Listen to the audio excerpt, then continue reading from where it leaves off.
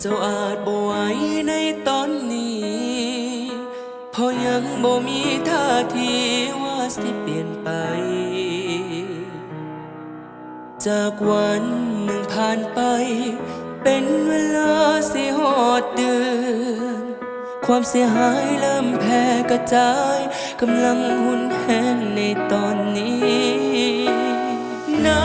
ำพัดมาบ่อาจจะสู้น้ำใจน้ำขึ้นสูงเท่าใดแต่ใจคนเราบ่เคยย่อท้อขอฝากกำลังใจฝากไปถึงพี่น้องเฮาจะทุกข์หรือสุขเศร้าคนเราบ่เคยทิ้งกัน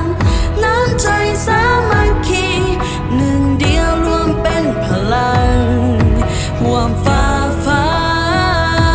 นและแบ่งปันน้ำใจคนเรา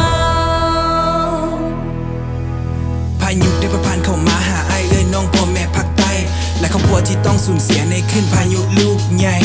เห็นแล้วน้ำตาจะไหลหัวใจคนลาวก็เจ็บซ้ำดินแดนลาวแต้มงดงามแต่ตอนนี้เป็นเพียงแม่น้ำสีดำแต่น้ำใจของคนลาวนั้นมีให้กันจนเหลือล้นร่วมใจกันเป็นหนึ่งเดียวและขอให้พี่น้องภาคใต้อดทนสู้สนกับประสบกับภัยที่ผ่านเข้ามาในตอนนี้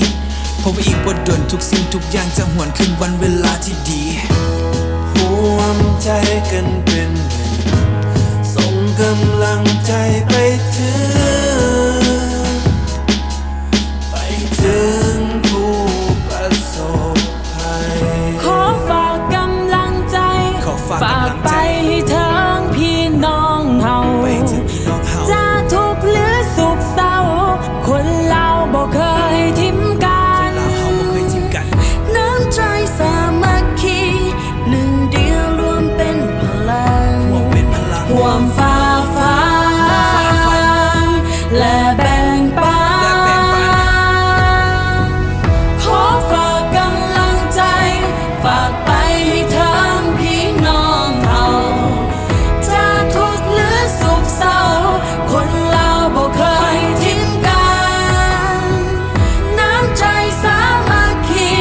หนึ่งเดียวรวมเป็นพลังร่วมฝ่า